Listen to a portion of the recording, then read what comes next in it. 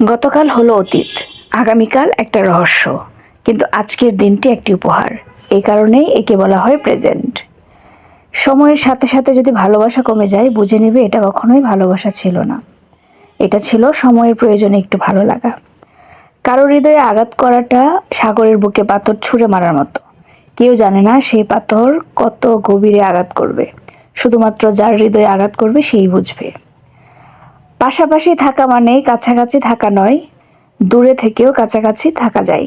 এটা কেবলমাত্র আপনার মানসিকতার উপর নির্ভর করবে। পৃথিবীতে ভালো থাকতে খুব বেশি কিছু প্রয়োজন নেই। একটুখানি সততা, নিজের উপর বিশ্বাস, অল্প কিছু মানুষ যারা তোমাকে চোখ বুঝে বিশ্বাস করবে, কিংবা যাদের কাছে প্রাণ খুলে কথা বলতে পারবে, আর অল্পতেই সুখী হবার মানসিকতা। ভালো থাক সবাই, ভালো রাখুক প্রিয় মানুষদের, ভালো থাকুক আপনজনেরাও। কখনো কাউকে অযোগ্য বলে অবহেলা করো না। ভেবে দেখো, তুমিও কারো না কারো কাছে অযোগ্য। কেউ কারো যোগ্য নয়, যোগ্য বিবেচনা করে নিতে হয়। তোমার ভুলগুলোকে নিজের সাথে বহন করো না, সেগুলোকে পায়ের নিচে ফেলো এবং সেগুলোর উপর ভর দিয়ে সামনে এগিয়ে চলার কাজে ব্যবহার করো। একটি ছাতা হয়তো বৃষ্টিকে থামিয়ে দিতে পারে না, কিন্তু তা আমাদের বৃষ্টির মধ্যে দাঁড়াতে সাহায্য করে। তেমনি নিজের প্রতি কনফিডেন্স হয়তো নিশ্চিত সাফল্যের নিশ্চয়তা দেয় না, তবে তা আমাদের যে কোনো রকম চ্যালেঞ্জ মোকাবেলা করার শক্তি দেয়। সেই সময়টা খুব কঠিন, যে সময়ে চোখের পানি ফেলতে হয়, কিন্তু ওই সময়টা তার চেয়ে অনেক বেশি কঠিন যে সময় চোখের পানি লুকিয়ে হাসতে হয়। অন্যায়ের বিরুদ্ধে কোনো প্রতিরোধই একজনে হয় না, ঠিক, কিন্তু শুরুটা সাহস করে একজনকেই করতে হয়। বাকিদের কাজ শুধু তার পাশে দাঁড়িয়ে যাওয়া। মন ভালো করার জন্য খুব বেশি কিছু দরকার হয় না, প্রিয় মানুষগুলোর একটু হাসিই যথেষ্ট। কাপড় রঙিন করতে হয়তো রঙের প্রয়োজন হতে পারে, কিন্তু জীবন রঙিন করতে রঙের প্রয়োজন হয় না।